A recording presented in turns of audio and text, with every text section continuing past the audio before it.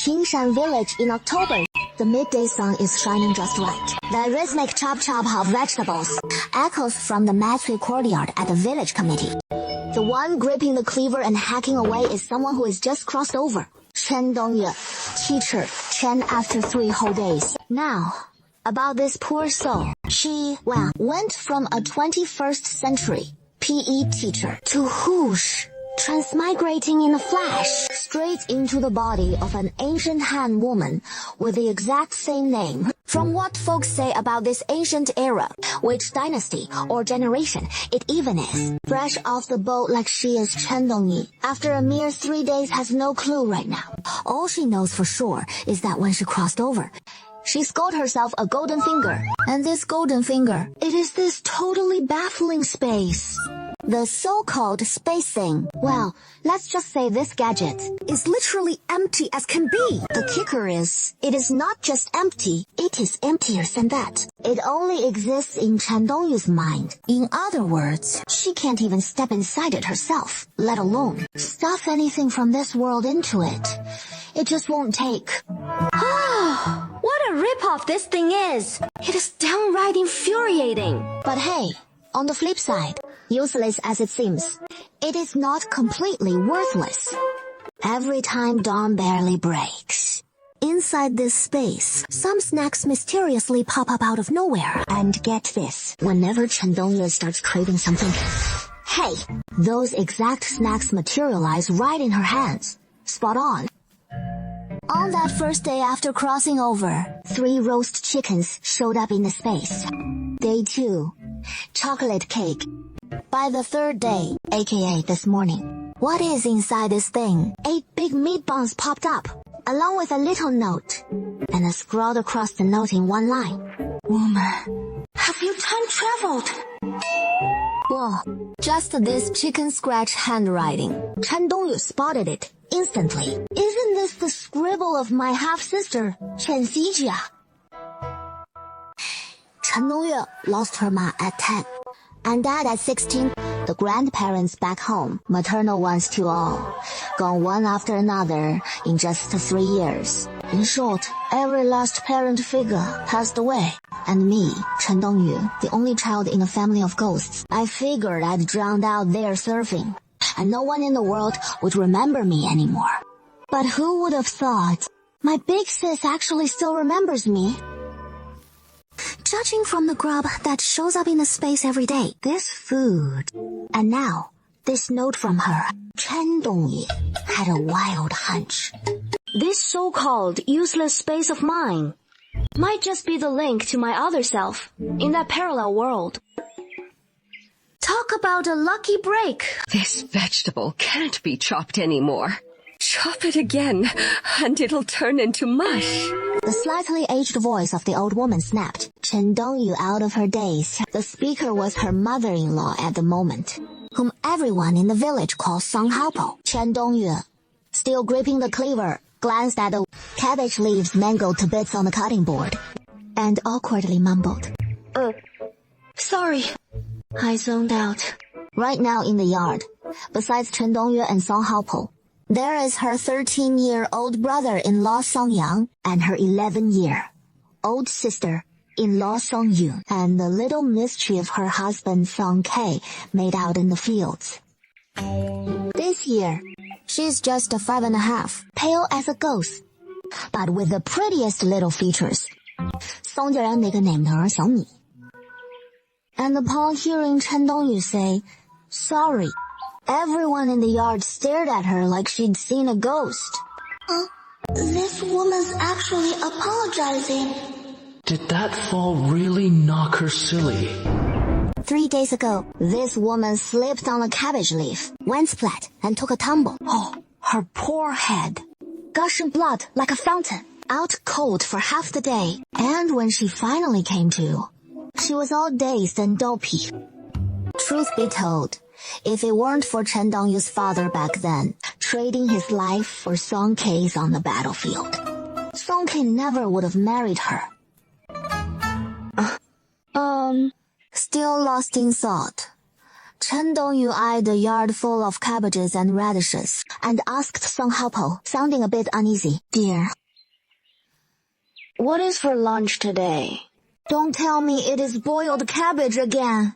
Ever since he crossed over, he has only had 4 meals in total at the Song household, and the side dishes for those 4 meals were boiled radishes, boiled cabbage.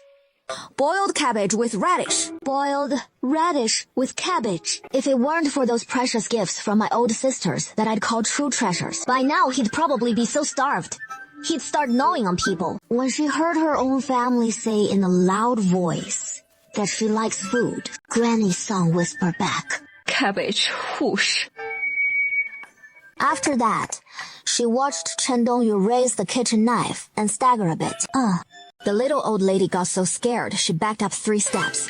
And Song Yang saw the fear on his mother's face too. Her lips trembling, she stammered out, What are you trying to do? Which eye of yours saw me wanting to hit anyone? Then, for the sake of her husband's honor, she brandished a wooden stick, as thick as her pinky finger, and charged menacingly toward her legs, before bellowing, Afraid of a woman! Don't you bully my granny! I'm not scared of you! And the brave little Xiaomi, who lost her footing, plopped right down on her butt. Song Yun in the circle, though terrified, still gritted her teeth and rushed to Xiaomi's side, pleading with a voice thick with tears. Kid! Sister-in-law! Xiaomi didn't mean to! Please don't lock her up! But Song Yun's words weren't even finished when her sister-in-law Chen Dongyu just sidestepped them and headed straight back to the room. The 4 of them in the yard just stared at each other in stunned silence. After such a long, awkward pause, which only made Song Yang and Song Yang even more terrified, Chen Dongyu, turning to go inside, sighed deeply in her heart. What kind of rotten luck is this? He never imagined that after crossing into the body of a woman sharing his name and surname, he'd end up as the family's infamous she-devil. Chen Dongyu glanced at his slightly protruding paunch and his thick, sturdy arms. He could understand why the old folks and kids in the yard held him in such deep resentment and weary dread. When Song Ke returned the year before last, besides bringing back a child, he'd also sent home 100 taels of silver. That silver let the clan leader formally allocate 10 mil of land for Song Ke, which cost 50 taels, while the other 50 had long since been squandered by this Chen Dongyu. This summer, a devastating flood hit Nanzhou Prefecture, where the Song family lived. Though the Song house survived unscathed, the harvest from those 10 mil of land was completely wiped out, and the Song Ke had been out of touch for nearly 2 years now, leaving the Song family on the brink of starvation.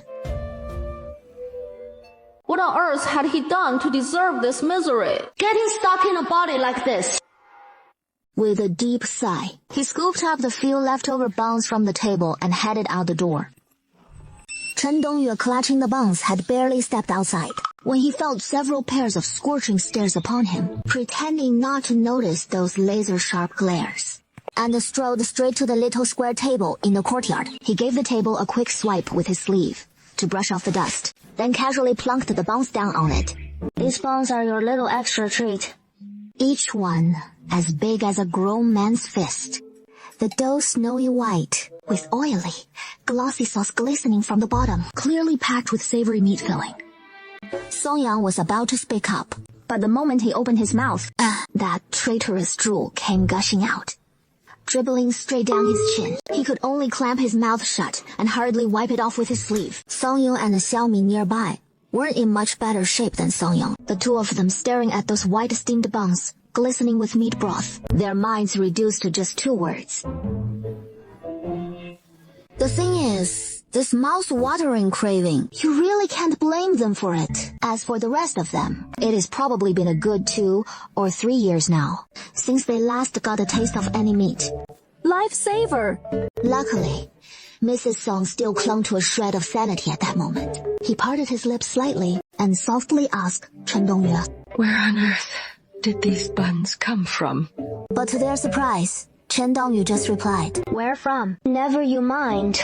Just eat yours. I won't touch this stuff of dubious origin. Xiaomi, What are you doing? Delicious! It is really a big meat bun! So yummy! The moment they spotted the meat buns, they instantly forgot all about themselves. Xiaomi, who moments ago had been ready to fight Chen Dongyue to the death, now had a bun dangling from his mouth, chewing away with oil dribbling from the corners of his mouth. Uncle, you eat some too. Eat a bit more, so you can beat her next time. Afraid Xiaomi's chatter would land him in trouble, Song Yong, standing by the table, swiftly snatched the half-eaten bun from Xiaomi's mouth and stuffed it into his own. Oh no! So 老婆, something terrible has happened in your family. What is it? Leading the way was a clan elder from the Song family, named Song Bifan. Though he was a clan elder, Song Bifan was only in his early 30s. Though young in years, his standing in the family hierarchy was immense. Nephew's wife, there is news I must share with you. Just to stay calm. You said you'd take the lead, so off I went to the county seat on business. The clerk at the county yamen mentioned Song K. See the guests out. How is he? Mrs. Su was trembling so violently, she could barely stand. Yet she forced herself to stay composed and ask, Oh dear. The clerk said Song K's cavalry battalion was completely wiped out. Song K is gone. Not even his bones were recovered. One busybody blurted it all out on Song Bifan's behalf.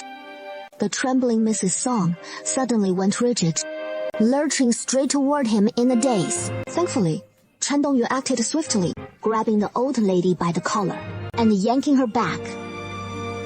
Song Yang and Song Yong were no better off, one crying out, "It can't be! It can't!" then tearing at his hair and bolting outside, intent on confronting the clerk for answers. The other Zier's mother collapsed to the ground, clutching him as he gnawed on half a meat bun.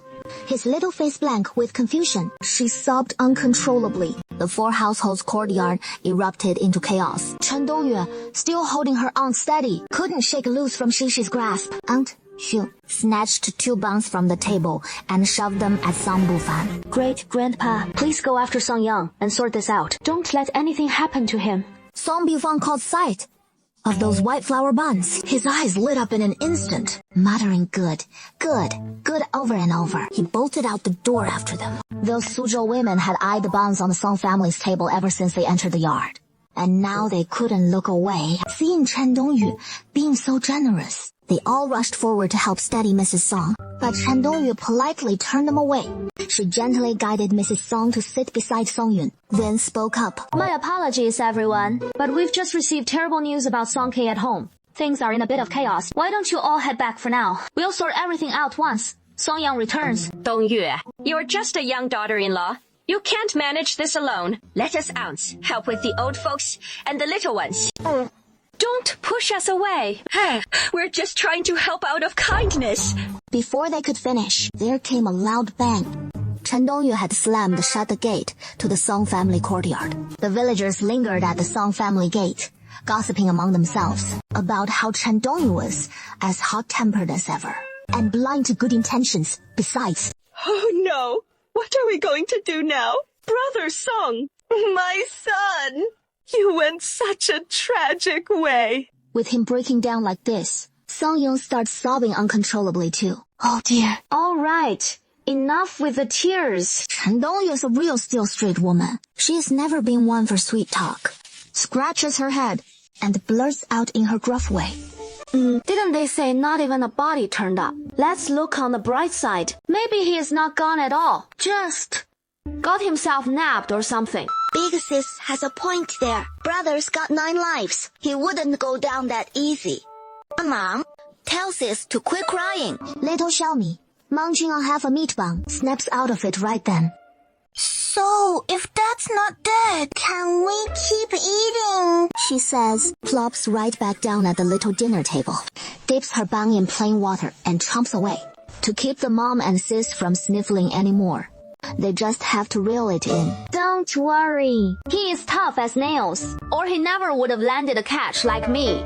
The mother and daughter exchange a glance. They pause a bit, then both nod in quiet agreement. After scarfing down her meal, the Song ladies get back to chores half-hearted as ever.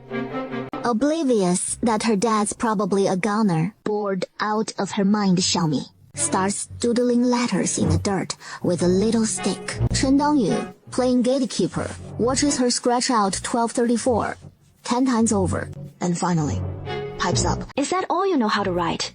Just these 3? Xiaomi flares her nostrils, snores at Chen Dongyu. Who says? I know other letters too. Oh, alright. You write one, and I'll take a look. Chen Dongyu grins mischievously.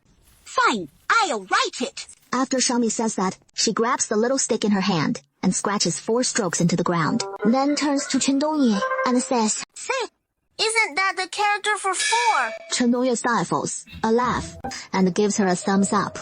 Impressive! That is well written. For now write 5. Exactly. Chen Dongyu, that wicked principal wife, who has 0 interest in teaching kids to write. Just as Chen Dongyu is smirking while watching Xiaomi scratch lines on the ground, they hear someone knocking at the door from outside, calling out, Hey, ma'am, you home? San Haopo answers and starts to head for the door, but Chen Dongyu blocks the doorway, then hollers back at the top of her lungs. Sorry, my mom's not home. Mrs. Song tilts her head, looking utterly puzzled at Chen Dongyu. Your husband's entire unit was wiped out. How could she possibly be okay? Indeed. Ouch! The one shouting loudly outside the door was the Yu family's wife next door to the Songs. Suddenly, Chen Dongyu burst out carrying a wood-chopping axe, scaring everyone, half to death. The crowd outside the door fell silent, listening as Chen Dongyu brandished her axe and declared, Listen up, all of you. What I'm saying today isn't just for that big mouth gossip. My husband Song K was born tough as nails. He won't go down that easy. No official notice or compensation money has come down from the authorities, which means he is definitely still alive. From now on, if anyone in this village dares curse me, saying my man is dead, I, Chen Dongyu, won't let you off the hook. Without waiting for a reply, she slammed it shut with a bang. The courtyard gate. Such force. She even knocked the door frame askew. The onlookers outside grumbled among themselves that Chen Dongyu sure is the fiercest Shu under heaven, stubborn and utterly unreasonable. She'd rank topping all of Nanzhou Prefecture. Inside the courtyard, Mother Su asked, her voice trembling. Those outside are our village neighbors and kin. You spoke so harshly. You've offended them all. Offended? So what? Chen Dongyu snorted coldly. If we admit he is gone and hold the funeral, some folks will start coveting our house and fields. No, it couldn't be. Mother Su muttered. Fine, whatever. No matter if the villagers are good or bad, just to chalk it up to my petty nature. Anyway, right now, we're holding firm on one thing. As long as the authorities haven't issued any official notice, Song K is still alive. Whoever dares to scheme against our family, we'll take him straight to the magistrate. At least the Song K's got that company commander's rank, which beats suing as in nobody doors open wider for us. But if the authorities do send word, confirming Song K's truly gone, then Song Yang steps up to inherit his military status and rank. Better to have a title, big or small. Once Song Yang's got that gentry standing, no low life dare mess with us 3 women folk. 14. Xiaomi, who'd been hunkered by the door soaking up the show, pipes up out of nowhere. Now, gotta say about this Xiaomi, he straight up loathed his mom back in the day. Lazy as sin, greedy as a hog, always itching to smack folks and spit curses. But today, beats me what has come over him. Xiaomi's eyeing his mother like she is suddenly... got a real fierce streak to her. Black River Black, Song Yang, worn out from running errands all day, shook the dust from his legs as he stepped into the courtyard. Before he could even catch his breath, his mother Song Haopo dragged him over to the small square table and made him sit. How did it go? What did they say at the county yamen? Mother Song asked anxiously. Song Yang shook his head feebly. Didn't get to see the clerk, but one of the Yamen runners there mentioned. Indeed, most of the troops sent out from Nanzhou Prefecture are said to have perished. The cavalry unit Big Brother was assigned to went chasing after the routed enemy, and not a soul made it back alive. I fear it is true. No, he is fine. He is fine. Song Haopo patted her chest and assured her youngest son. No firm word yet. So your big brother didn't die. Your sister-in-law laid it out just so. this way and that. From here on out. That is the story we tell anyone outside. Got it? Yeah. Song Yang clutched a meat bone, biting into it through his tears, then nodded hard in agreement. Yeah. Big Brother's gotta be alive. Well, that is the first halfway decent thing Chen Dongyue said finally did something useful. What useful thing? Xiaomi, who'd been squatting on the ground scratching lines in the dirt, grumbled under her breath. Why do I feel like I've been duped? She said, each egg and scratch counts as one tally, so for the 100th, wouldn't I have to scratch 100 eggs? One sheet of paper couldn't fit them all. That wicked goddess even tricks little kids. As the Song family murmured in the courtyard, Chen Dongyue inside the house overheard every word. But deep down, she and this body's original owner had always been at odds. So, he couldn't care less about the Song family, bad-mouthing Chen Dongyue behind his back. They just finished that bland, watery dinner, and she wanted nothing more than to crawl into bed for an early night. But now, she is tossing and turning, wide awake. Just can't drift off, can't sleep. Mostly, cause that gnawing hunger's got her in a chokehold. Best of 3 poor cocks or 5. 6 elbows magically appeared. And if not, a whole roasted suckling pig would hit the spot too. No helping it, so she dragged herself up and out into the courtyard. Ha ha ha, unleashing a full set of Bajichuan. Back before she crossed over, she was a pro Bajiquan coach. She'd even wrapped her school in boxing tournaments, snagging a top 5 spot at nationals. But anyway, Chen Dongyue's body might be a bit plump, leaving her a tad winded mid-routine. Still, at about 5'7" tall, packing 150 to 160 pounds, that power packed a real punch. After running through that Bajiquan set, Chen Dongyue slipped back to her room and finally dozed off peacefully. But Song Yang, stumbling out for a midnight pee, catches a sneaky glimpse of his sister-in-law's fierce, wind-whipping moves, that wild, fluid fist work, and sleep. Forget about it. This woman's got some serious firepower background. Her punches whistling through the air with a whoosh, trailing gusts like a storm. Looks like Chen Dongyue really held back when she smacked me before. No full force. Judging by that fist's speed and power just now, if Chen Dongyue ever landed a real power punch, it'd probably straight up kill someone. Shivering Song Yang recalls his big brother, fate unknown, and that dim, hopeless flight. Quietly, etching a few iron words into his bedding. The next day, dawn just breaking, Chen Dongyue hovered in that hazy half-sleep. I could feel the faint light filtering through the window. She jolted up and rubbed her face. Then, with a whoosh, she slipped into the space. Oh my gosh! Sure enough, it is my sister! She actually sends my desperate plea! There, floating in the space, were 3 massive red-braised porkcocks. Look at this mouth-watering sight. They're stewed to perfection, falling right off the bone. But atop one of the iron-braised hocks sat a slip of paper, and it bore the exact same message as before. Oh man, have you transmigrated? Hey! 3 trotters instantly appeared in his hands, right in the empty basket he was holding. First, toss the bones aside and dig into some meat. The leftover skin and fat he neatly sliced off with his knife and stashed in another empty basket. With his belly no longer rumbling, his mind finally settled enough to think straight. This space won't hold anything else.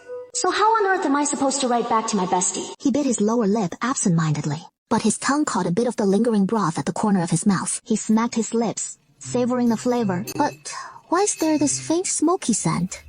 Mixed in. He picked up the note from his bestie again and scanned it once more. Down at the bottom, he could just make out a singed mark, like it'd been singed by a stray ember. Chen Dongyue leaned in and took a whiff.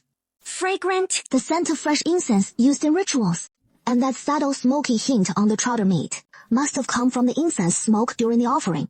So that means my old pal Yusijia lit incense while making the sacrifice for me. And that is how these offerings ended up in my space.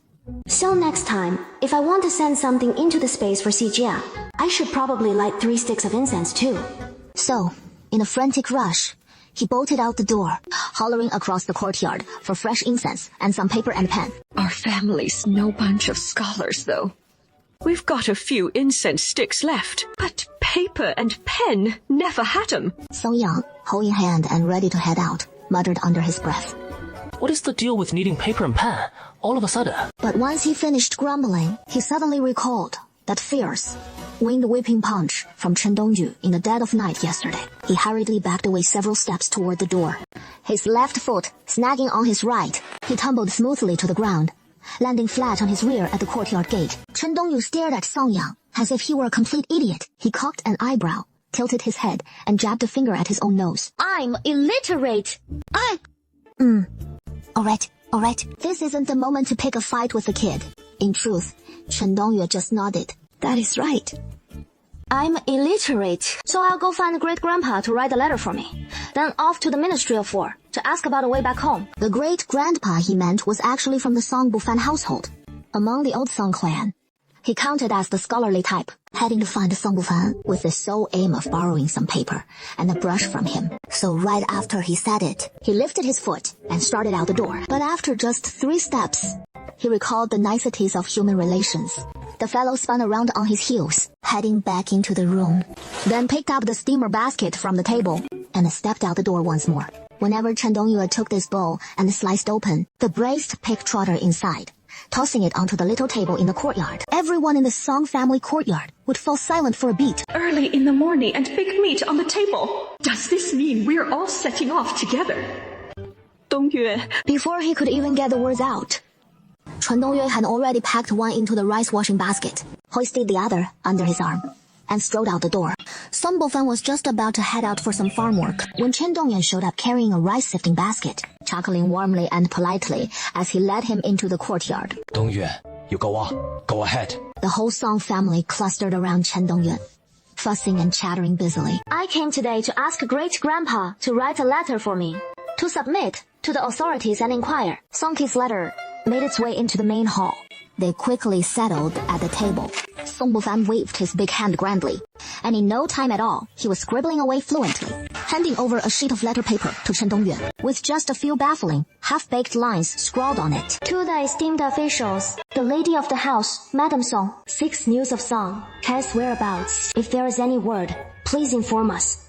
We'd be overjoyed. As if that is gonna turn up any leads. But Chen Dongyuan couldn't care less about that, since he wasn't really looking for Song K anyway. It is just that this guy, the lack of any news is actually the best news he could hope for. Oh, right. There is one more thing I need to trouble great-grandpa with. No trouble at all.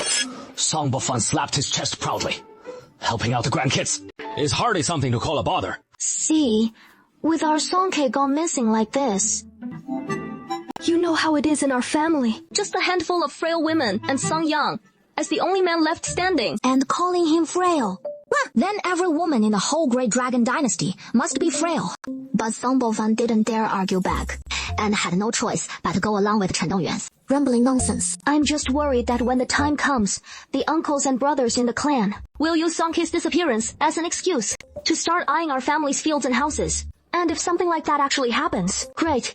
Grandpa, you're the senior in the Song family. Be sure to put in plenty of good words for our family, for all the kindness you've shown our family. I sure as hell won't forget it. You two elders, along with my uncle and aunt Song Bufan, were caught off guard for a split second.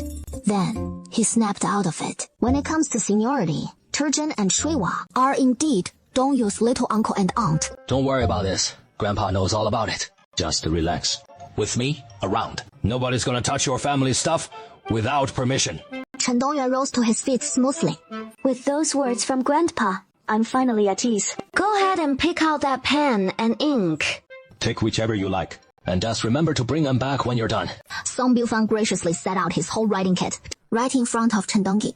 Chen Dongyu hesitated, must have been a good 2 or 3 minutes. Before finally settling for the best of a bad bunch, he picked the one with just 5 or 6 scraggly bristles left.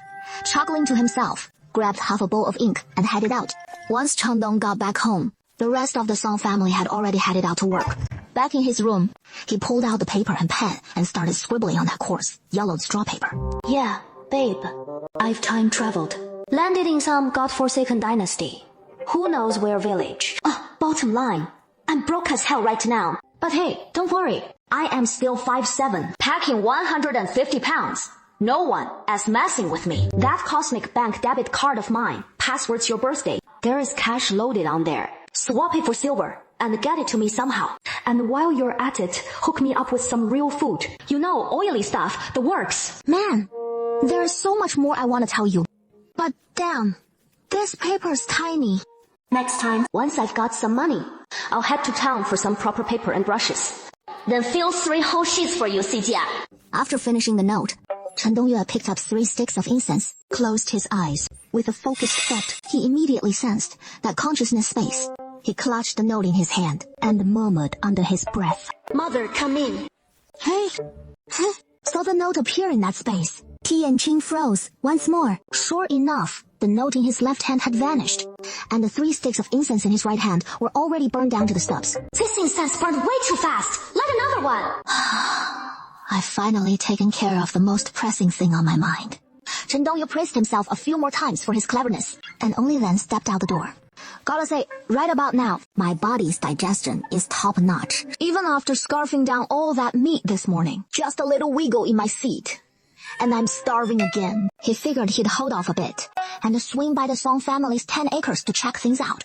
Then share some with the Song trio and little Mai. Bring them a little something to eat. So he headed into the kitchen, and after some serious rummaging, he scraped together just a small sack of coarse flour and half a bowl of pickled veggies. These rock-bottom wheat cakes, Chen Dongyue pan-fried a total of 12, his belly growling like mad. He scarfed down 2 and chugged 3 bowls of water, managing at least to half fill his gut.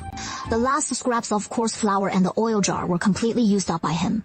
Chen Dongyue slung the rice pail over his shoulder, and in a bit of a daze, arrived at the plot of land the Song family had bought back then. This plot was a smart buy, no doubt. Though the soil wasn't the absolute richest top tier, but it wasn't too far from the river, and besides, it was planted with millet in big, connected swaths. Call your grandma, uncle, and little aunt time to eat. Xiaomi was squatting in the field, helping grandma plant cabbage, and stood up, looking a bit dazed. When he spotted that burly figure in the distance, he rubbed his eyes in disbelief, muttering under his breath, My eyes must be playing tricks on me big time. Xiaomi, I've made some tasty sesame flatbreads. Come eat. Another heartfelt call chased away Xiaomi's doubts. Whoa. That is my mom, strong as an ox, whose brain suddenly gone haywire. I'm coming. No, need to say it twice. There is food. With that, he forgot all about the cabbage in the field and bolted toward Chen Dongyue in a hurry. Meanwhile, Chen Dongyue was silently chanting in his heart. Heavenly spirits, earthly spirits, please bless my old sister and let her receive my note.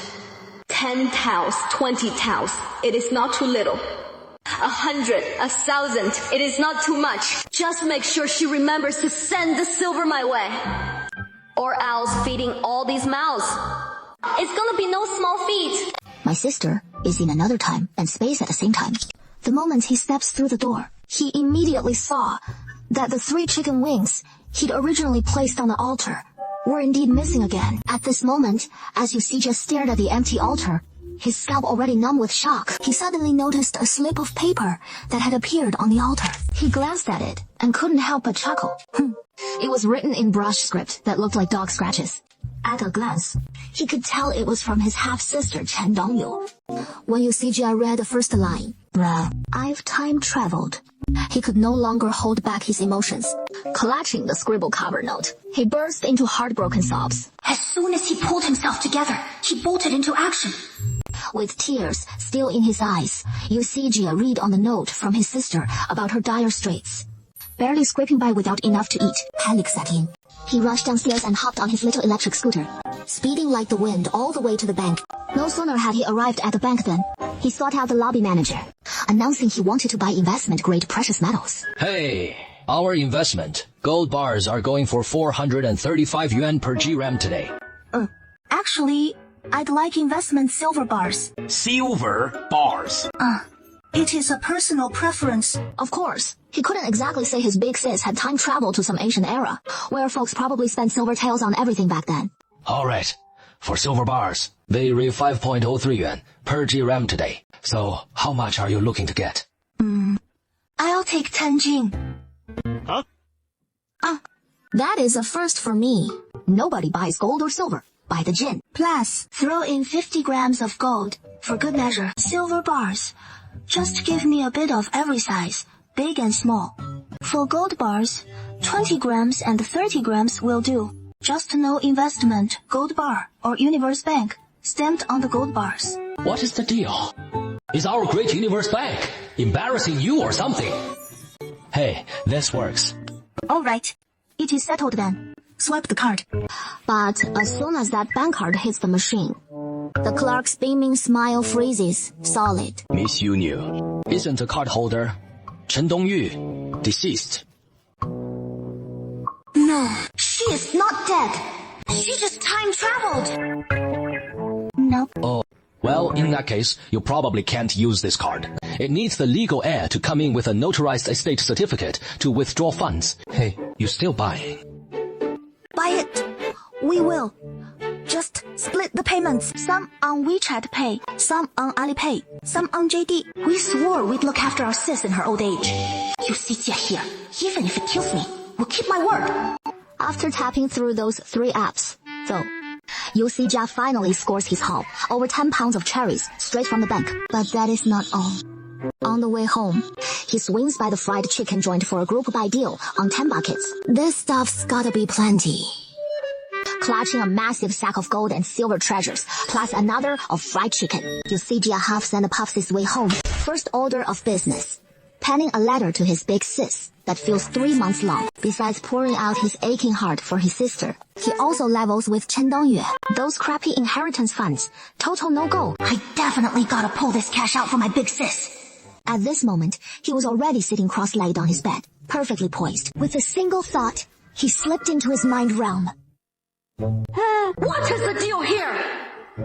How come everything's just half and half? This space hasn't even been used much yet. And it is already busted. Out of 10 fried chickens, why are they all just halves? There is a whole pile of silver bars too. But why are even these things only halves? Just as Chen Yu was scratching his head in confusion, a thick cloud of smoke suddenly billowed up in the space, giving him a real scare. What the heck is this? What is happening? Can this thing actually catch fire inside? This mind realm is right in my head, you know. If this thing catches fire, then my brain's gonna end up roasted, right? But before he could even think of a way to put out the fire, the thick smoke in the air whooshed away in a flash, and those things that were all just halves before, this time, they were all whole and complete. What on earth does this mean? Whatever. No need to sweat the small stuff. He quickly summoned everything from the space. And there it was. Chen Dongyue, his heart pounding with excitement, tore off a drumstick from one of the fried chickens with one hand, and with the other unfolded the Aya paper resting on the silver bars, gazing at it eagerly from that other realm. You see Jia, coughing non-stop from the smoke, clamped a hand over her mouth and nose, and flung open the glass window in Chen Dongyue's house. He de-lived 26 years, and this was the first time he'd seen objects vanish right in front of him, grid by grid. Good thing his mind was sharp. He figured it must be because the incense wasn't lit enough, which caused the transmission to glitch. Sure enough, after lighting up those full 2 bundles of fresh incense, he finally managed to get these 10 fried chickens and 10 pounds of gold and silver to him through the old sister's delivery. Chen Dongyue, you've got to live a good life for my sake. Otherwise, really, I'm sorry. I've gone through all this hassle just to read Yusi Jia's letter. Chen Dongyue's brows furrowed like rugged cars topography. What is the deal here? The money my sister busted her ass to save, and the house our parents left behind. Are we just gonna let them rot away? No way. Absolutely not. I swear. But that money can't just go to waste. Chen Dongyue pondered to himself. Tomorrow, should he head to town for some pen, ink, paper, and inkstone? Then, absent-mindedly, he yanked off a chicken leg and popped it straight into his mouth. Tasty. Song Yang, honey, you gotta get ready. Quick! Somebody's with the clan leader, and they're headed straight for your place. A few elders from the village are tagging along too, from the looks of it. It has gotta be more than just that horn business. Keep that in mind. I'll go scout some more intel for ya. It was none other than Song Bufan. After spilling the beans, Song Bufan bolted off in a frantic huff. This is bad. What are we gonna do? That chunk of horn your sister-in-law snapped off. Did you guys pick it up? Where is it? We can't wait. Mom will tie it back on the cow. Then we can apologize to Songbody and the rest. Big bro. Songyun tugged anxiously at Songyung's sleeve. If the team leader shows up and starts demanding land or property or whatever, you gotta stand your ground, no matter what. We can't let him push us around. Got it. No. So this cow's officially part of the family now. And Songyang, completely baffled by the world's lunar customs, glanced at the cow in the yard, chomping away on their stool, felt his head spinning in a total fog. While a totally bewildered Songyun opened his mouth, but no words came out. Song Haopo had already thrown in the towel on thinking, and briskly headed off with Xiaomi to fetch some dry straw. Or else if we let it roam free, it'll just keep gnawing away. What kind of stools and tables do they even have at home? Reckon they won't hold up for even a day. Money's being paid, contract's being signed. So isn't it ours now? I've even come up with a name for it. Starting today, this cow's gonna be called Song Deju. Come on everyone, give it a big round of applause, welcoming Deju to the family. And with that he started clapping first. Eat my sheep. Glanced at the cow, then back at Chen Dongyue. Blinking in confusion, he asked. Where'd you get the money to buy the cow? That is 30 taels. Didn't I just tell you? Chen Dongyue didn't even hesitate before saying, It is from the dowry my dad gave me. Didn't you say you were broke? Just the other day you were trying to snatch Xiaomi's jade pendant to sell it. That is all water under the bridge now. We won't bring it up again. But today, I'm laying all my cards on the table with you folks. Back when I got married, my family slipped me some private savings for the bottom of my hope chest. Not a fortune or anything, just 50 taels. Minus what I spent on the cow today. I've still got about 20 taels left. Hey, anyway, those 20 taels can go toward daily living or maybe starting a little side business. We can figure that out later. Sister-in-law, you keep at it. I'll fetch you some water. Take a break first. Then head over to Shuihua's to borrow some flour for dough making. And mother-in-law will whip up some wild veggie, steamed buns for you. I'll go blanch those wild veggies right now. It'll be ready in a jiffy. Meanwhile, Xiaoming, trailing behind Song's wife, stepped right up to Chen Dongyue, blinking her eyes hesitantly, opening her mouth a few times, but she just couldn't get the word mom. She wasn't quite ready yet. Why'd you have to breathe right in my face like that? Biting the hand that feeds you. You're gonna stink me to death. Just as I thought. Xiaomi pouted her lips. You're still the same old you. Oh, hold on a sec. No need to borrow any grain. He hollered at Song Yuan to come over, then spun around and ducked into his room. It wasn't long before he emerged from the room, cradling 2 heaping bowls of fried chicken, which he set down on the little square table in the yard. The whole Song family had the exact same reaction. And even Song Deju wasn't left out. In his mind, Chen Dongyue silently chanted to himself, then waited for the tattered rag in his hand to slip into the space. But after waiting a good 2 or 3 minutes, the space remained utterly empty. What is the deal here? Is my tone not right? Chen Dongyue then whispered ever so gently in his mind. All right, in you go. It is over. There is still absolutely nothing in this space. 实施套 zap. Nope, not squatting down. Doesn't work either. Lying flat won't do it. And even the handstands, no good. Hopeless. Totally done for. Has this damn space crept out on me? Just let it all go to hell. This busted thing. Screw it. I don't want it anymore. Whoever wants it can keep on struggling. Just as Chen Dongyue was tempted to throttle the mailbox in frustration and flop onto the bed to give up entirely, he heard a loud crash echoing from afar. By the time he frantically threw on his shoes and bolted to the yard, everyone except Xiaomi, who was out cold and impossible to rouse, had already gathered in the yard. There in the middle of the yard stood the cow that was supposed to be cooped up in the backyard shed. Song Deju, who sure wasn't living up to his steady nickname, its big mouth still chomping side to side. Who knows what this bottomless pit was munching on now? When Chen Dongyue finally led Song Deju to the backyard, sure enough, half the chicken coop lay in ruins. Gripping Song Deju tight, the burly Song Yang spotted Chen Dongyue arriving and furrowed his brow, saying, This cow, I swear, it'll chew on anything. I did not clean through the straw ropes, securing the coop.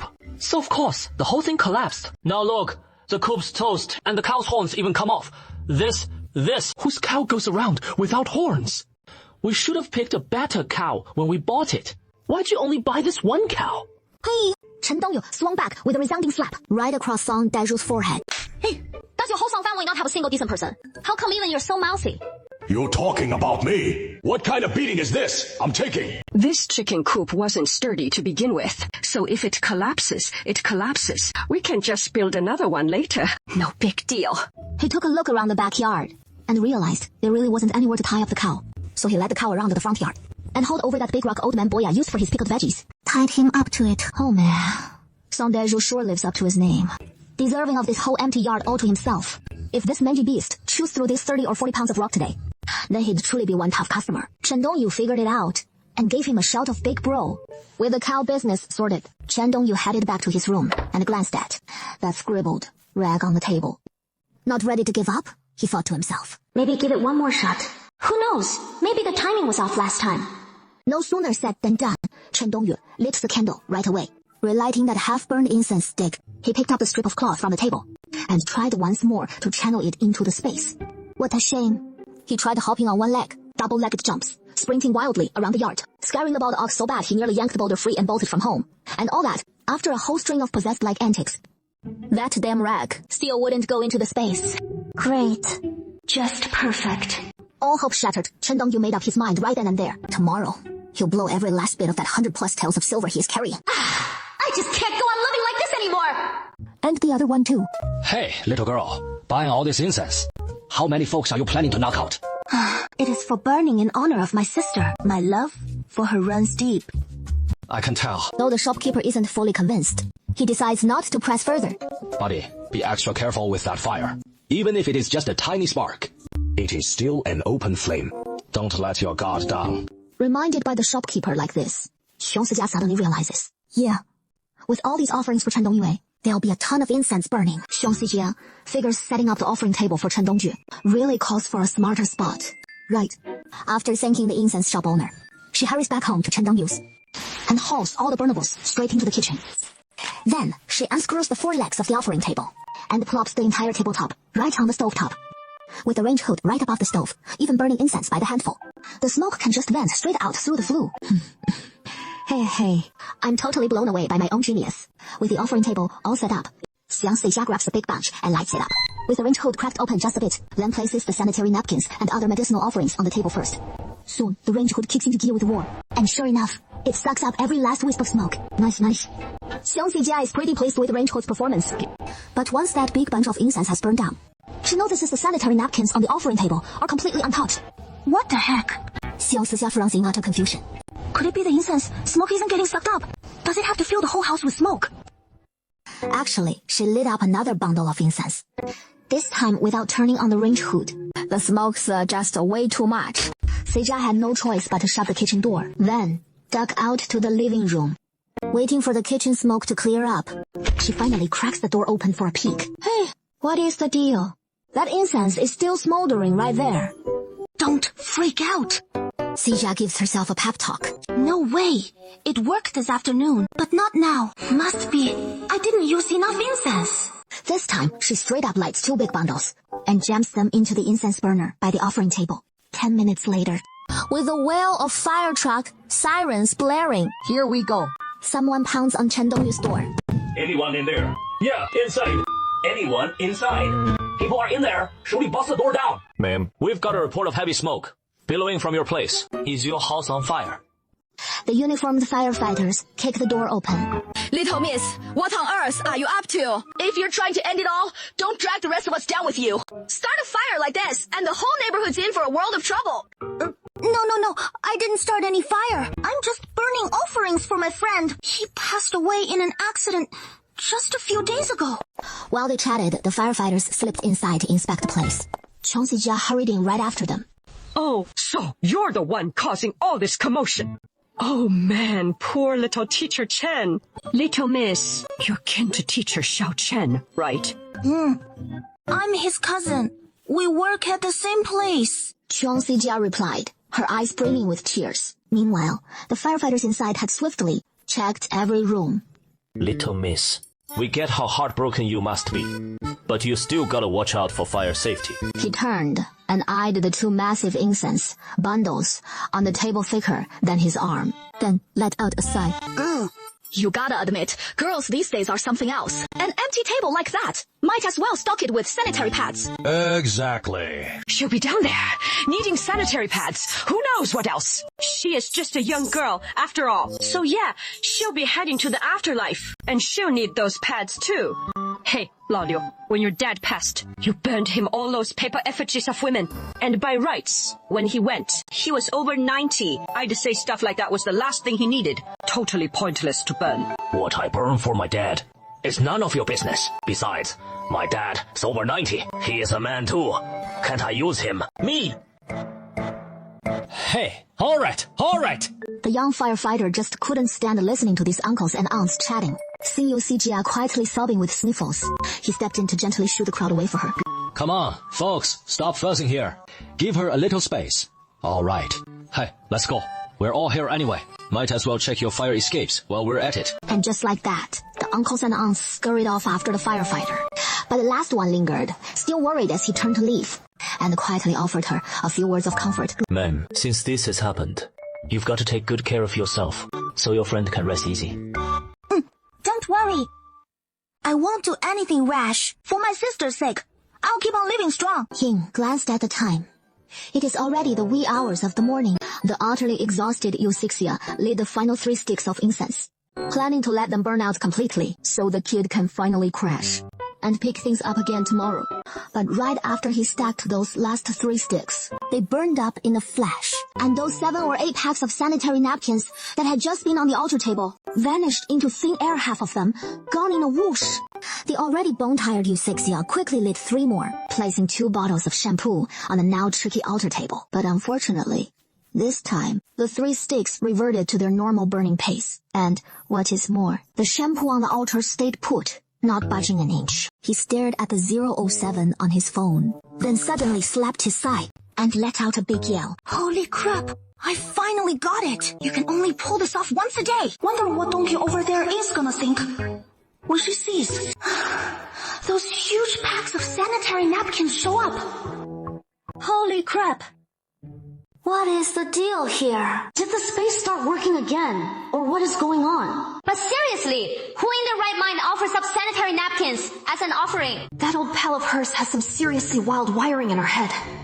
He quickly spread his palm and silently chanted, "Come out." But the hand that should have been cradling the sanitary napkins remained completely empty. What the heck is this? He hurriedly visualized the space again in his mind. There floated those 7 or 8 packs of sanitary napkins, still hovering inside the space, unchanged in every way. Not ready to give up, he switched tactics to a more desperate plea. Come out! Come out for your mama! Great. Totally useless. This thing that won't come out. It is still not coming out. What? Why on earth is this happening? Why doesn't this damn space come with a user manual? How the heck am I supposed to use this thing? Forget it. We'll deal with the sanitary pad later. Chen Dongyu, who is probably getting cranky at this hour, took 2 deep breaths, picked up the half-burnt incense from the edge of the table, and once again pinched that scribbled rag strip, silently chanting in his mind, "Enter, please." This note finally made it into the space. "If you don't start walking properly right now, then tomorrow you'll end up as braised beef offal, braised oxtail, stir-fried beef with green onions, braised lamb trotters, tomahawk steak, curry brisket, skewers, roast beef, and all that jazz." Got it. Hornless Song Deju trudges along the rural path. The bear's coming his most peaceful moment in his whole cow life. This is killing me. Isn't this the cow the Songbati family sold off yesterday? How did lose the other horn overnight? No matter how you slice it, it looks just like a pig. Lucky for Song Deju, he can't understand the word we're saying, or he'd catch all this mockery, and it'd depress him for sure. What is so funny? What is there to laugh about? Cows don't need to bark to get work done. Horns fall off, big deal. Does pretty horns make a good cow? I don't see Song Deju as much of a cow. But you're the spitting image of one. One tug on your nose, and you just follow along like a good little beast. These hotheads actually spouting some real wisdom for once. What has gotten into her? How'd my thick-headed, gutless, brutal big sis suddenly sprout a brain? What a shame, Song Daishu. You're just as much of a disappointment. This guy's totally sidetracked by the weeds roadside, drawn in like a magnet won't. But no matter what, we're fresh out of tricks. So Chen Dongyu has Song Yangyang up a clump of fairy grass. Then grab a forked stick. Rig up the branches, tie him right onto the cow, and swing the grass right in front of Song Daishu's nose. Hey, eyeing that dangling fairy grass right there. Song Daishu finally wiggles his big rump and shuffles forward a couple steps. But after just a short bit, Song Daishu figures out the pattern. Just this bit of forage. He has to shake the cart around just to get a bite. So, this damn ox kicks off his little rocking cart routine. 2 steps forward. Whoa! 1 step back, inching along real slow. And with these bumpy village trails, Chen Dongyu's already jolted half to death on this rickety cart. After a solid half hour of this torture, she finally loses it and hurls, and out come chunks of that white radish from breakfast she couldn't digest. In that moment, Chen Dongyu seething with rage and despair. All she had that morning was 2 lousy radishes, and she's been farting up a storm, easy, 180 radish blasts. Even that fool Song Yang couldn't stand her stink anymore. Ouch. Total disgust, so he bails off the cart and opts to hoof it on foot. And now, all she wants is a peaceful ride on this ox cart to the county town for some real food. But even that is too much to ask, huh? The angrier she gets, the faster she storms up, bam bam bam right in front of Song Daishu. No words, just 2 solid slaps across that cow. There! Now! Can you walk straight? Chen Dongyu pissed off, starving and drooling acid. Lets out this roar. That spooks a whole flock of birds right out of the nearby woods. Song Daishu just stares with those big old cow eyes, all wide and bewildered, his bovine face twisting into this mix of shock and total grievance. Scared the hell out of me. Scared you too, ha! After zoning out for a beat, this Song Daishu turns to Chen Dongyu and lets out a little move. This is my first and final warning to you. If you don't start walking proper, tomorrow you'll be braised beef in sauce, braised offal, red braised oxtail, stir-fried beef with scallions, red stewed lamb hoofs, tomahawk steak, curry brisket, skewers, roast beef, and so on. Got it? In a flash, Song Yang drool spilling from his mouth, nodded on instinct. But the second he did, he froze in shock himself. What the heck just happened? How'd this driver end up totally mind, whipped by a woman like Chen Dongyue? Meanwhile, Song Daishu standing right in front of Chen Dongyue couldn't nod his head, but he could silently let 2 streams of tears roll down his cheeks and let out a soft, pitiful moo.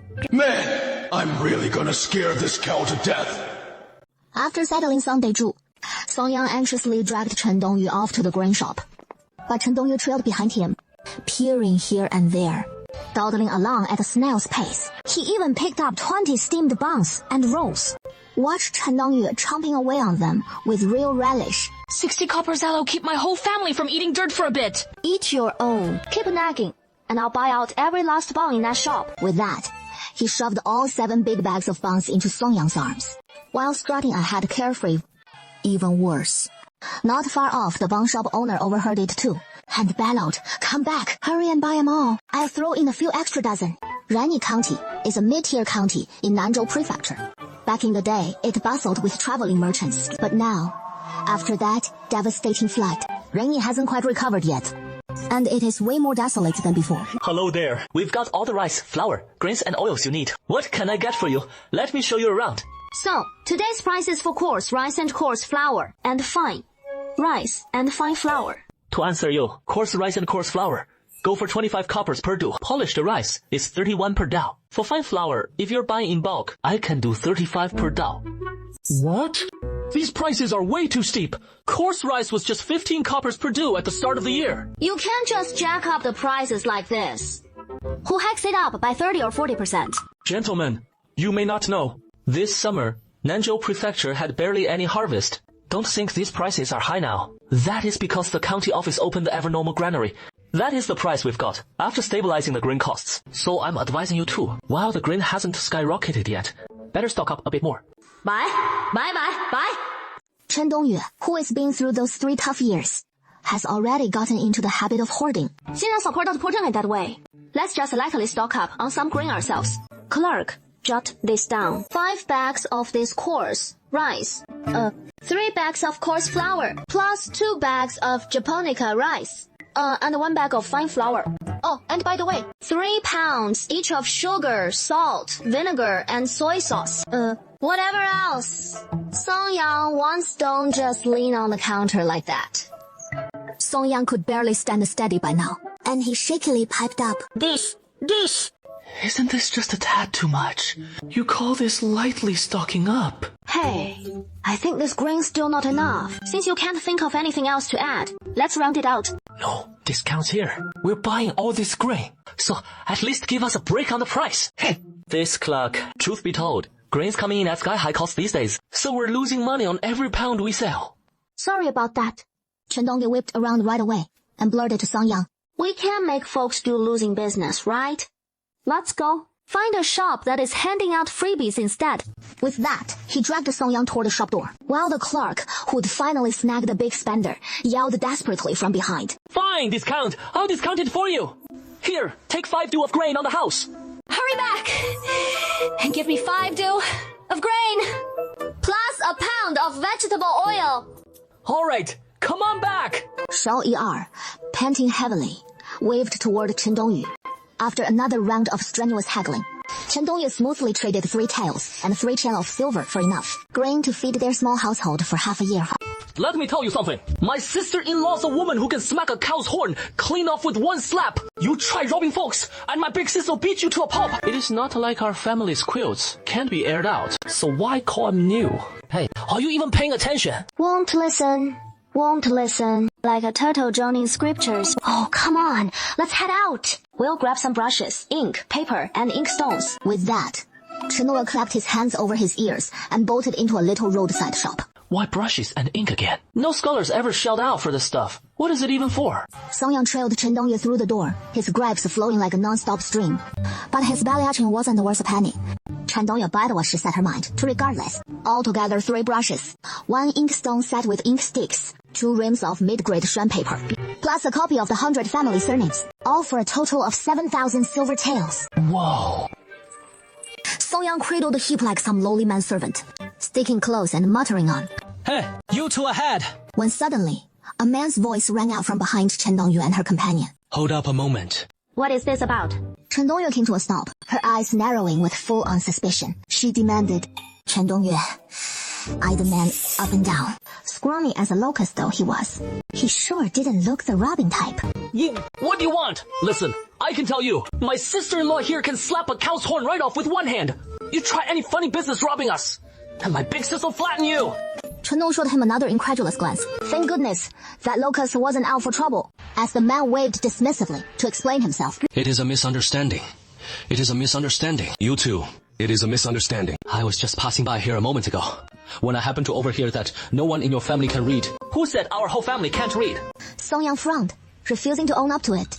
Your whole family can't read. Even illiterates have their pride, you know. The man paused, stunned for a beat, then quickly tried to backpedal. That is not what I meant. What I meant is, if you two need someone for a tutor, I could volunteer myself. What is Mao Sui got to do with it? Chen Dongyu's vision went black. Her initial urge to ignore and curse the man suddenly flipped on its head. Have you ever sat for the exams? Ever earned a degree? If I'd earned a degree, I wouldn't be scraping by like this. Down and out. They be calling you goddess warrior, strong lady. No. This esteemed lady of the house. To be frank with you, back when my family was well off, I did study for several good years. Passed the Tongsheng at 10, aced the provincial exam at 14, but fell just 1 step short of scholar status. These days, I'm barely half a scholar. So that is why I'm wondering, you two, do you need a tutor at home? No. Song Yang wants to head off to school, right away. What about you? Just give whatever brother shoes his fit. The half-scholar mumbled vaguely. Oh, in that case, never mind. I don't want it. With that, he turned to Song Yang beside him with a splash of color. The two didn't even see him off. The half-scholar quickly called out, as long as room and board. An oil lamp at night plus 3 dew of grain a month. That is enough to keep my mother fed. Times are tough these days. I just want to buckle down and study a few more years, you know. By the way, madam, if you don't trust me, you can come check out my place yourself. It is right there, in the alley, up ahead. Plus, under the name, Li Yaiming, it is all on file at the Pangqing County, Yamen. There are records of it. And the clerks who handle the household registers, they're my old classmates from school. We can go verify it right this minute. All right. Then let's head to the archives first. If you're telling the truth, then I'll hire you as the private tutor for little me and my young uncle-in-law. Oh, right. And you have to teach me writing too. The next small goal. In 1 year, if you three can listen to speak, read, and write a full 1,000 characters, I'll reward you by having you learn another 1,000. Chen Dongyu, back in the courtyard, didn't slack for a moment, barking orders at the still-dazed Sang Yang and the others to hurry and stack the grain inside the house first. Even little Xiaomi was sitting there, straining away, huffing and puffing as she dragged that small sack of mixed grains and odds and ends right into the room. Diyue, we're just a simple farming family. Do we really need to hire a scholar and keep him idling around the house? Yeah, sister-in-law. Even if he is our family's money tree, we've never had a tutor come teach at home before. I don't eat much. Really? And I can pitch in with the chores, too. Chen Dongyue, exhausted after a long day, had no intention of debating the matter further. I invited Li Shucai myself, and I'll handle all his food, drink, and expenses. You all just leave it to me. Oh, and remember, when talking to outsiders, Li Shucai is a distant cousin of our Song family, who is come here for some peace and quiet, and Uncle Wen teaching you to read is just a side thing. From now on, every day, Xiaomi, Song Yang, 还有 Song Yue, you three get up early and study and learn to read with Li Shucai. Let's set a small goal. 1 year. If you three can listen to, speak, read, and write a full 1,000 characters, I'll reward you by having you learn another 1,000. What? Master 1,000 characters, and the reward is to learn 1,000 more. Isn't this just punishment? Besides, compared to literacy, I'd rather learn Kung Fu. What are you yelling about? If you don't study your reading properly, you're planning to slide by on odd jobs your whole life. Don't rush into learning Kung Fu. Once your body builds up some strength, you can just train with me. All right. I don't want to hear any objections right now. Ayuan, boil some water for me. I need to wash up and hit the hay. Chen Dongyu gave herself a quick, haphazard scrub, and finally had a moment to sit down. She settled at the table first, then pulled out the pen, ink, and scraps of paper she'd bought earlier. Under the dim yellow lamplight, she picked up the pen and wrote steadily for a bit, finding it surprisingly easy, though she couldn't help but wonder about her own situation. Dear old sister, did you know this offering can only be sent once a day? Chen Dongyu figured she had to remind her. Plus, she couldn't manage a note with a brush pen, so she needed Yu Sijia to hook her up with some paper and a signature pen with a stamp. On top of that, though her house and bank deposits were out of reach for now, the camera she'd bought before, game console, simple jewelry, limited edition sneakers and the like, could still be flipped on that second-hand platform as used goods. Then Yu Sijia would convert the cash to silver and get it sent over to her. Beyond that, Chen Dongyu thought of one more thing. Since she could slip notes into the space to reach her best friend, beyond just notes, could other stuff be sent back too? Oh, here comes that foul-mouthed Chen Dongyu, charging off again, huffing and puffing her way through 2 full sets of punches in the yard, then heading back inside the room. Talk about timing. Just as she is heading to the outhouse, Li Shukai and Guide Song young catch the whole show. Did you see that? From now on, whatever happens, don't cross her. Just play it by the rules. After all, those fists of hers, we couldn't take a hit. Who would have thought? The lady boss packs over 20 years of solid Kung Fu into those moves. Hey, let's get going. How did it get so chilly? All of a sudden. Back in the room, Chen Dongyu lights the incense once more to access the space. And whoa, it is stocked with all sorts of new supplies, galore. Even toilet paper's in the mix. Plus facial cleanser, the girls really hooked her up. And get this, braised beef, poached chicken, salted goose, veggie chicken breast, runny yolks, deboned drumsticks. Chen Dongyu, eyes welling up with gratitude, silently chants the command. After the cattle and stationery hover for a couple minutes, they vanish into the space in a flash. Chen Dongyu's eyes lock onto the floating items in the air. So many goodies here. Wonder if I can pull them out in batches. She tested on the empty bowl of bloody water. First, give me 2 pieces. In an instant, 2 chunks of salted goose materialize right in her bowl. Chen Dongyu is thrilled beyond words and silently commands them away. All right, sanitary pads, let's go. Nothing happens. What the heck? What is the damn rule here? Chen Dongyu, driven half mad by her own space, mutters curses while calling out each floating item one by one. In the end, the only things she could pull out were the salted goose, white-cut chicken, sauced beef, and the like. Just some loose packaged snacks. plus some unpackaged toilet paper made from egg rolls and a few pairs of pure cotton panties. Oh, right, and one Angong Nihuang peel wrapped in craft paper. But none of the others with lids could be retrieved. There must be some rule she hadn't quite figured out yet. She picked up a roll of toilet paper, examined it closely, wondering why it had no packaging. But Chen Dongyu recognized it right away. It was that same brand she always used. This brand's toilet paper priding itself on pure wood pulp, unbleached and undyed. And that Angong Nihuang peel nearby, she knew it too. A family heirloom from her dad, said to be decades old, made with all natural bazaar and such. At this point, Chen Dongyu seemed to catch on to something. Nearly everything before her was free of chemicals, unlike those packaged modern foods that she just couldn't summon at all. From these clues, she finally pieced together a key rule for using the space. That is, only items produced with this era's craftsmanship can be used in this era.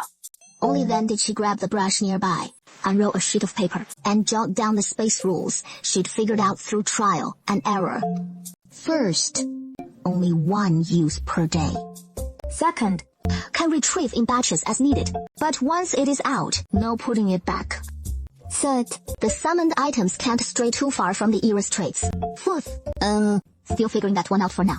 To be updated later. With the note finished, Chen Dongyue folded it neatly and tucked it into her pillow core. Boss, could you take a good look at this? My friend entrusted these items to me to find a fated buyer for them.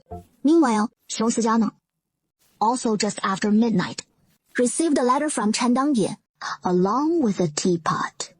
What is this all about now? But after reading the letter, she understood what her old pal meant. Is he trying to become an antique dealer? All right then, I'll go along with it. It is Saturday today, so she decided to head to the largest local flower and bird market to have this teapot appraised by the pros. The next morning, Xiong Sijia first dug out all of Chen Dongyue's second-hand goods that were listed on the online marketplace, took photos of them, priced them, and uploaded them. Gazing at Chen Dongyue's pile of cheap trinkets, she couldn't help but sigh. If only I'd known these brand alloy jewelry pieces were so worthless. I should have stopped him from buying them at all. Costs back then. Oh man, just thinking about it. Xiong Sijia quietly deleted a bunch of junk from her shopping cart and instead added some gold bars and silver ingots to it. After uploading Chen Dongyue's pile of junk, Xiong Sijia slipped into some comfy sportswear and set out for the flower and bird market.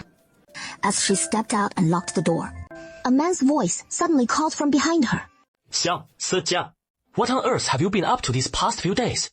Why haven't you replied to any of my messages? She frowned and turned around. It was her boyfriend, Bai Ru. Could you make a little noise when you walk? You nearly scared me, half to death. Since you're here, come with me to the flower and bird market. To sell stuff at the flower and bird market. Chen Dongyu asked me to sell his antiques for him. Soon, we drove with Bai Rui to the flower and bird market. Boss, take a good look. These items were entrusted to me by my friend to find the right buyer. Sure.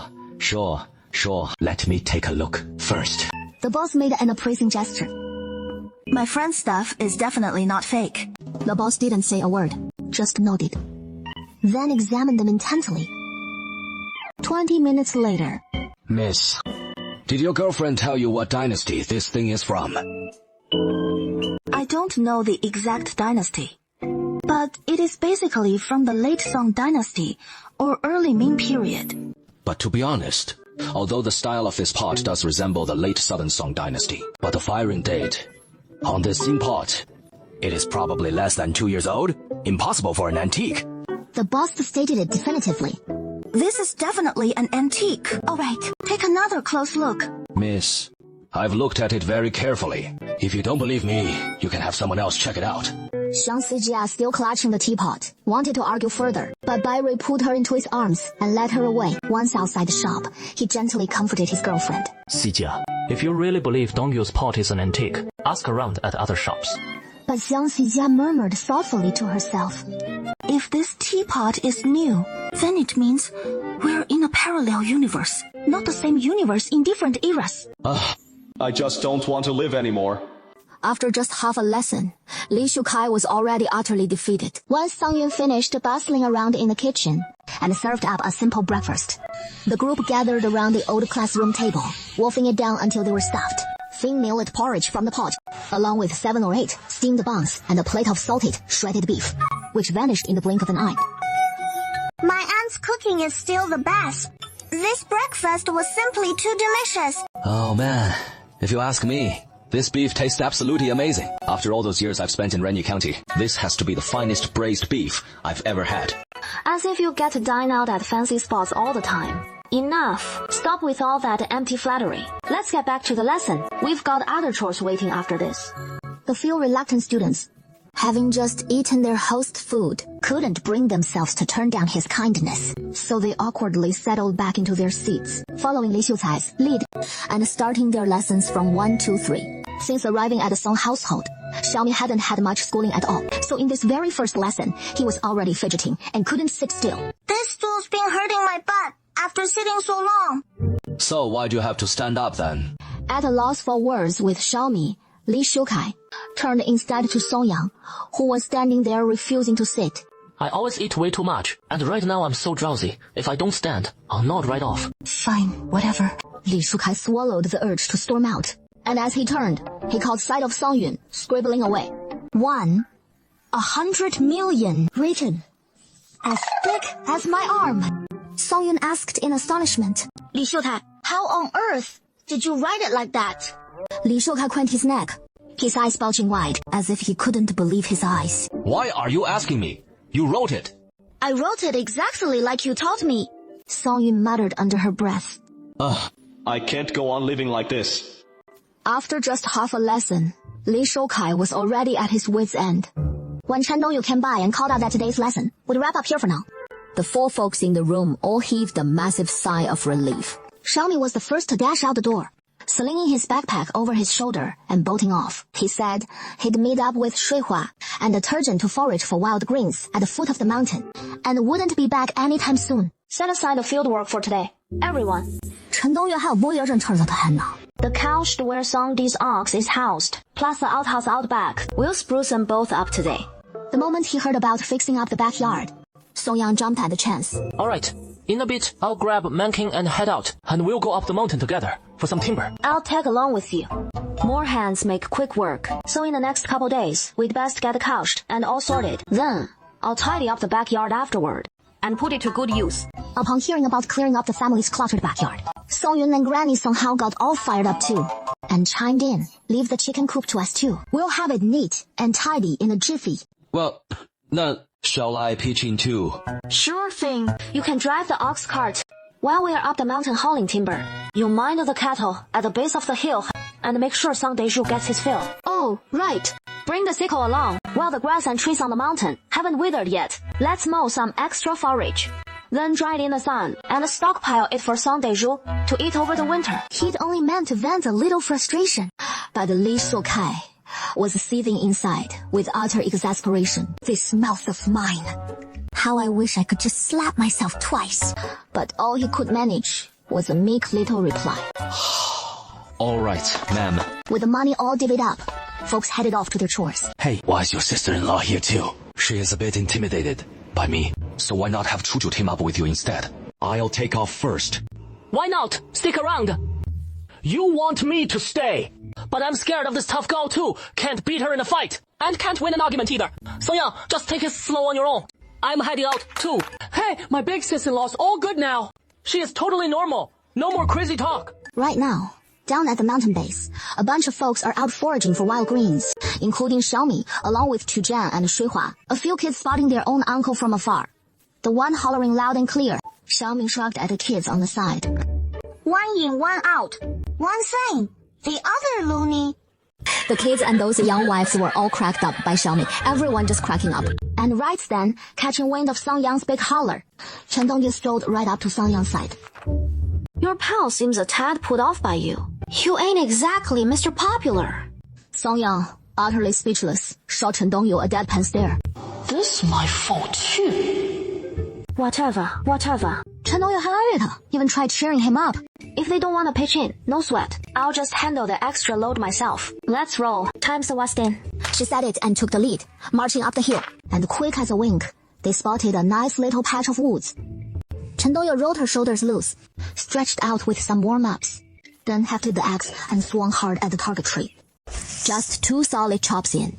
The tree was already leaning crooked. Chen Dongyu followed up with a kick, and the bamboo-thick trunk came tumbling down with a crash. 7 trees felled in the time it to take to sip half a cup of tea. Song Yang stands there dumbfounded, still fumbling with the axe.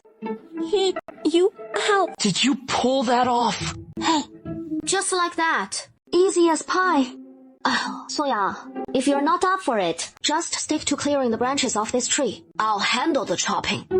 Wrestling a stuck tree like that takes real muscle. Chen Dongyu figures it is prime strength, training mixed with some cardio. And she is laser focused on shedding fat and sculpting up. So a bit more sweat. No big deal. Can't hack it. So he digs in his heels, dead set on chopping trees himself, and swears he can knock out plenty. Alright, then. Chen Dongyu is not in the mood for back and forth. Chop, if you gotta. As many as you want. No forestry bureau breathing down our necks right now anyway. So the two grab their axes and hack away like mad. A good half hour takes by, and they fell the 13 logs they need. 12 of them courtesy of Chen Dongyu. Sure, it is not like Song Yang tapped out after just 1 log. Truth is, the time Song Yang takes on 1 log, Chen Dongyu bans out 3 or 4. So yeah, he gets his chopping rights yanked away without mercy, with Chen Dongyu's axe looming as a not-so-subtle threat, forcing him to settle for sorting the wood instead. Once the logs are down, they team up to drag all 13 down the hill. Chen Dongyu hauls 3 or 4 solo in one go. But Song Yang, even 2 wears him out. He is 1 slip from collapsing right there on the path. Look, it is not that Song Yang's trying to wimp out. He just straight up can't keep up with this woman. But the 3 of them hauled the timber home, which was already 2 shichen later.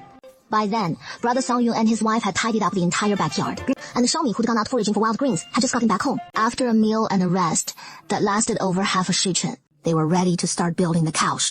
But at that moment, Chen Dongyu was facing a rather serious dilemma. What was the very first step? Who knows? After asking, he turned to Song Yang.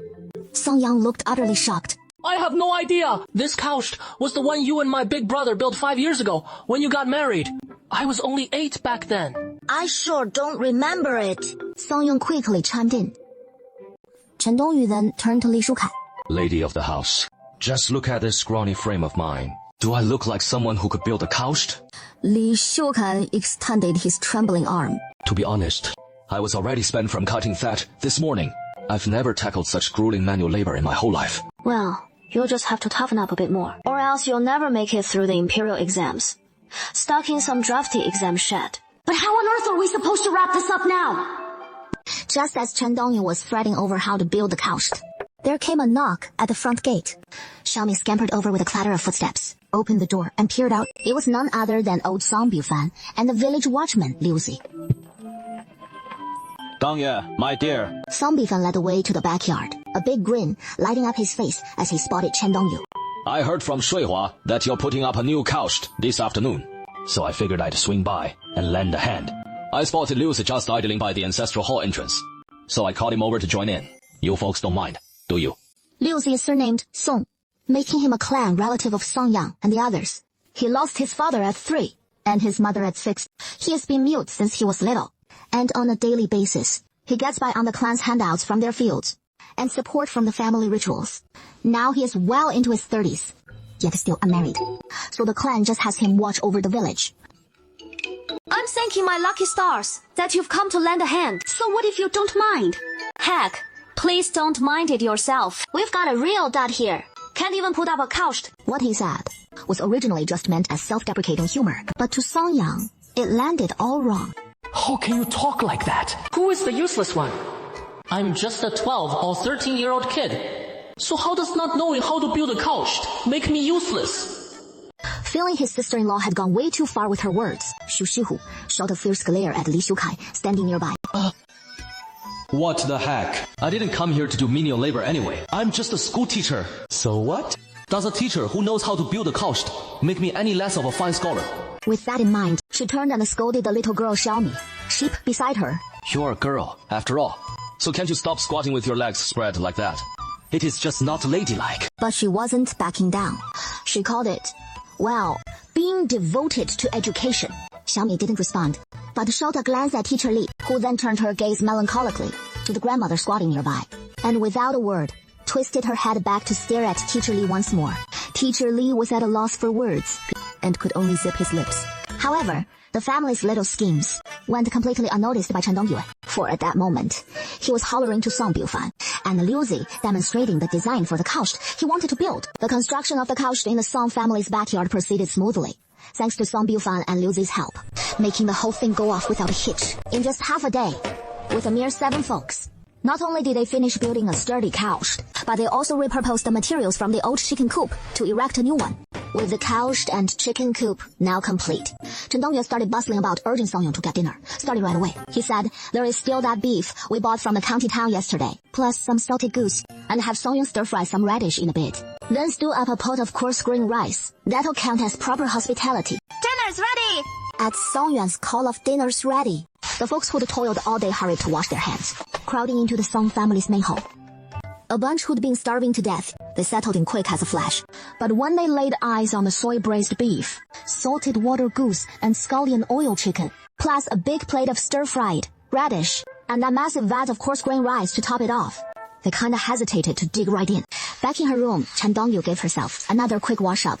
Once done, she kicked off her daily routine of updating her bestie on the day's work. She'd start by giving Yu Sijia a rundown on what the heck she'd been up to all day, and what she had lined up for tomorrow, then bounce ideas around with her old pal. About the space usage rules, she'd puzzled out on her own, jotting it all down. But after a long day of hustling, she was utterly exhausted, and conked out halfway through writing. When she finally stirred awake again, it was already well past midnight. So, she quickly slipped into the mystical storage space for a peek. Hey! Sure enough, the space was cluttered with even more stuff. Yu Sijia still had no clue about modern industrial products yet, so Chen Dongyue couldn't pull them out to use just yet. Like these sanitary pads for that time of the month, shower gels, shampoos, and the like. They'd all doubled in stock by now. Plus, there was a brand new phone in the space, still sealed in its box, with a SIM card taped right on top.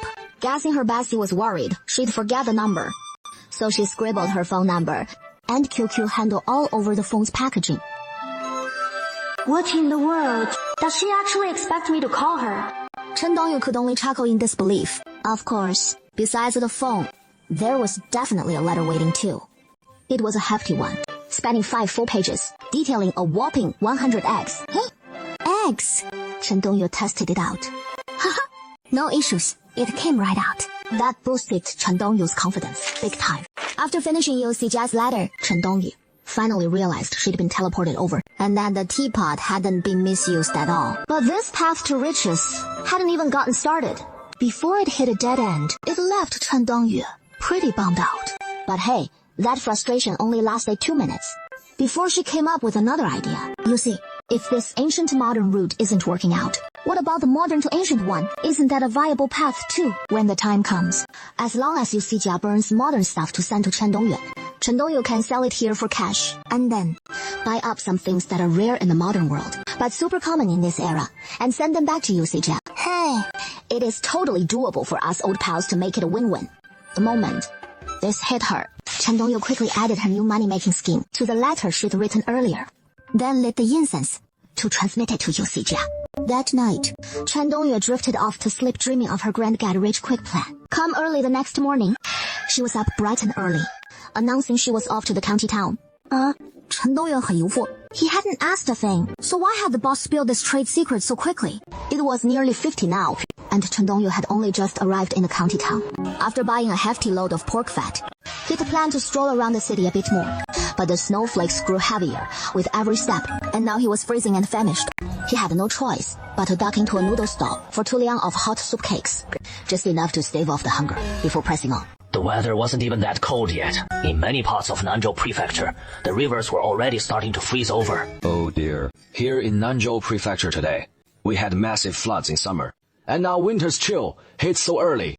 Could it be this year will bring back those successive calamities like 20 years ago? Oh, speaking of 20 years back, I was just 8 or 9 then. And in the end, out of 11 in the family, only my big brother and I survived. If it is really as you say, I'm afraid grain prices will have to climb even higher. Paying the stall owner, he left the noodle stand and hurried straight to the door of the grain shop where he'd bought yesterday. This esteemed customer, I've heard from our master that our green shop will close for the New Year holiday after just 10 more days of business. And once it is shut, it won't reopen until after the New Year, in the first lunar month next year. Our shop's been running for decades, but this is the first time for such a long break. Though the shop boy spoke ever so tactfully, he grasped the meaning in an instant. The grain merchants were clearly gearing up to hoard their stocks, holding out until prices surged after the New Year to sell at a premium. He had to stock up today, no question. Without a doubt, today the shop boy pocketed another handful of that heartless blood money. Hearing about the massive cold wave hitting this year, she stocked up on grain and then backtracked along the same path as before, just like yesterday, rushing to the cloth shop for extra cotton. Boss, these sachet pouches of yours look pretty nice. How much for them? This stuff, to tell you the truth, she used to snap these up all the time. Turns out, Chen Dongyu is a veteran causer. But with the handful scene booming these past few years, she's evolved from a causer who dabbled in everything into a full-on handful pro. Take this sachet pouch she's holding right now. It only costs about 12 or 13 coppers. But the boss says bulk buy schedule deal. Even cheaper still. Now, something purely handmade like this, if you were to sell it up in the capital or something, you could easily fetch 50 or 60 coppers each. No sweat. Add custom embroidery patterns to a little one like that. And for a bigger handheld version, over 100 yuan easy, 200 or 300. Totally doable. The thought alone lit up Chen Dongyu's eyes in a flash, scaring the boss into stumbling back as he stammered timidly. Well, these pouches all come from the embroidery workshop. We're practically giving them away here, just scraping by on a few coppers profit each. Any cheaper, and we're in the red. If you're set on haggling that hard, why not head straight to the workshop yourself? Chaoliang's Embroidery. It is down that alley, up ahead. Just tell them you're the boss from Lingzhu Cloth Shop. That'll hook you up. Chen Dongyu很无， hadn't even asked for the hookup yet. And here the boss was spilling trade secrets already. But the boss was thinking, this woman right in front of him has a fist bigger than a bowl, and arms that look strong enough to take down a tiger barehanded. Just now, when he shot me that glare, it was like he was about to devour me whole. For once a shade, I only pocket 2 or 3 coppers. A few hard-earned pennies. I might as well let him go. Life's worth more than that anyway. Look at what we have here in our shop. Though it can't compare to the exquisite pieces from the capital, but our embroidered treasure, vase flowers, twin lotuses, lotus blossoms, gourds, and the like there. They're all patterns sourced straight from the capital. Chen Dongyu didn't know much about embroidery, but the pouch that Boss Jing brought out, the sachet, and even the yogurt bites were all truly finely crafted. She inquired about the prices, and learned that ordinary style pouches and sachets basically cost just around 10,000 each. And in the future, she'd order more samples like these. She said that if they sold well, she'd come back here for more next time. Before leaving, Chen Dongyu asked one more thing. If these sell well, there might be custom designs in the future. I wonder if you could embroider them here. As long as you're a valued customer and provide the patterns, we can embroider anything here. Custom orders do take some time though. One embroiderer can only manage 4 or 5 pouches in a day. If you're in a hurry and need a lot, you'll have to let us know ahead of time. Afterward, she acknowledged with a nod and headed back to the post station. The grain for the post station store had already been delivered, so Chen Dongyu urged the waiter to help out quickly, planning to load it up and hurry back without delay. But just as she caught up to Song Deju and took a couple of steps, Chen Dongyu suddenly remembered something else. Waiter brother, does your clinic have any chickens? Yes, we do. Oh, our house specialty. Young roosters, clear stewed, old hens, stir-fried young chickens. We make them all exceptionally well. So, which one would you like? Chen Dongyu replied without hesitation. Just give me 2 live chickens. Huh? When the waiter heard this, his first reaction was, this woman is no ordinary soul. She actually eats them alive. But on second thought, my head clears right up. All right. So you're taking it home to prepare yourself? Yes. Chen Dongyu nodded, with no intention of explaining further. In truth, these 2 live chickens were meant as a cover for the eggs. Otherwise, pulling eggs out of thin air every time would raise too many questions. And that just wouldn't do. She couldn't very well stick out her neck, claim that the egg she ate was one she laid herself. Could she? In no time, 2 live chickens were snatched from the kitchen, and Chen Dongyu handed over 100 wen, the price for turning a live bird into a dish. If not for the lousy weather today, the place would have cleared out ages ago. Never mind. Glancing at the sky growing ever darker, better head back soon. That is the smart move.